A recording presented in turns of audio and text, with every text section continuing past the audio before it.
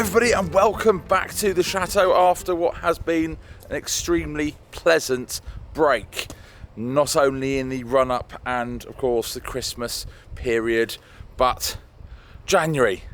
Now, I say January's been a great break. It's been an admin break at this time of year with everything going on for paperwork in France, with this house, bar, everything. Paperwork, self-assessment, all sorts. It's a time of year where admin takes over.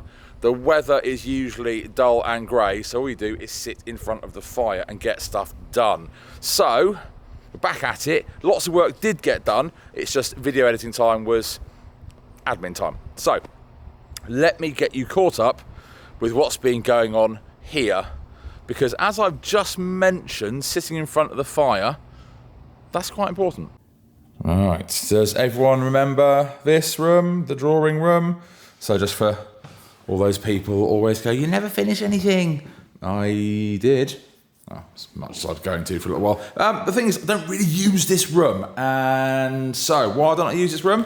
Well, basically, it's not very cosy, or it wasn't. So some of you might remember, I got this very cheap and welded it back together, put it back together, fitted it here, and thought, as everyone would, that'd be belting out some heat, which would turn this room into something very nice and cozy. And it just never really warmed the room.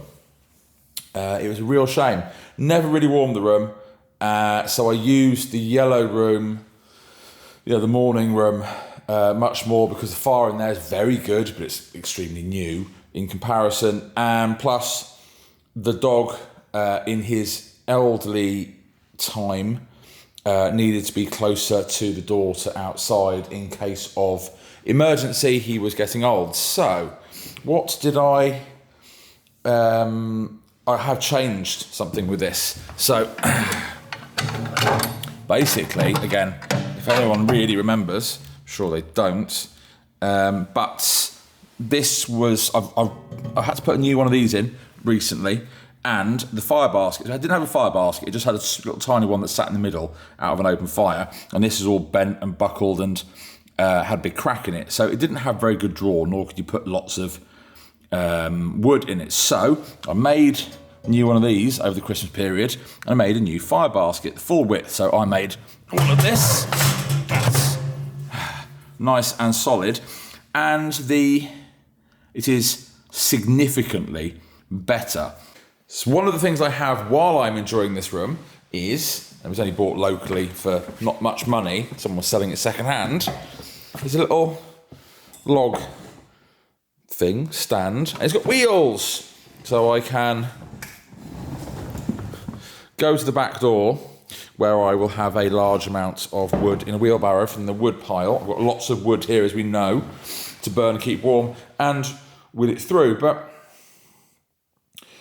if I'm in this room for any length of time, one of these isn't enough, and this is too small. It doesn't hold enough wood. On top of that, I've got 3 fires that, as I have an abundance of wood consistently, as we know, because of all of the ones which fall down and wood piles and all the rest of it, including one on the driveway which is going to come down, which is probably going to be a year's worth of wood. I might as well use the fires a little bit more, especially now the weather's sort of turning a bit. So I only got one of these, and I've got 3 fires. And the fires that I do use on a regular basis are these. This isn't big enough. So I'm going to make one, because these are actually quite expensive, brand new. I'm going to make one that's big enough and sturdy enough. So to create my own one of those wood log stands, slightly chunkier as well, because I need another one for another room. I have lots of fires. I'm going to turn this. So I bought the wheels and that rod. This steel was left over from doing the stage roof. So I'm now going to turn that into my log stand thing. Because I'm getting old because of my knees.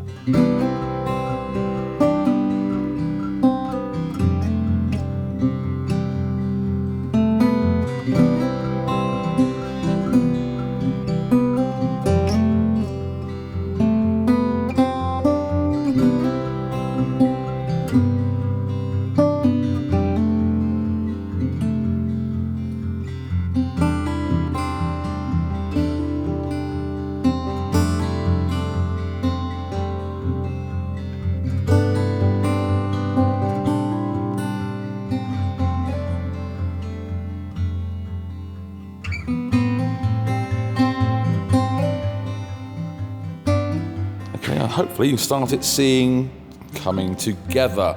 The next bit, which will keep this back part, I want to do the wheels and the bar for the wheels first, because that'll keep this at the right distance. At the moment it's folding in ever so slightly, then I'll put the top piece on top of the handle. So, wheels!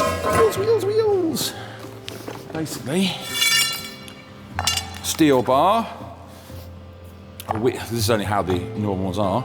There will be washer in here, it'll butt up against there, which I'll weld, tack onto here.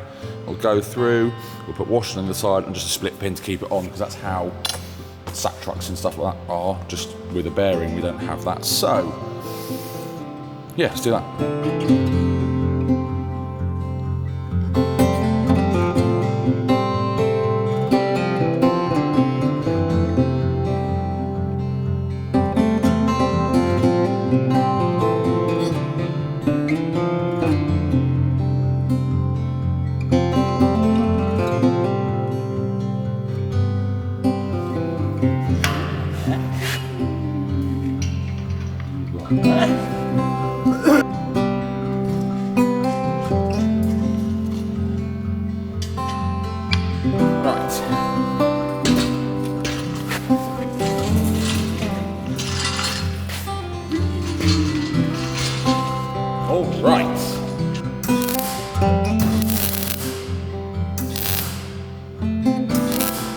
Look at it.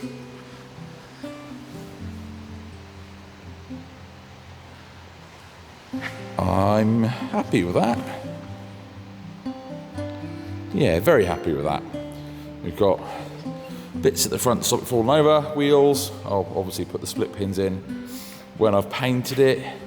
We've got bars to stop it, the logs hitting the wheels, and it's very, very sturdy because I have quite big logs. Right, let's clean it all up and get it painted. I'm excited.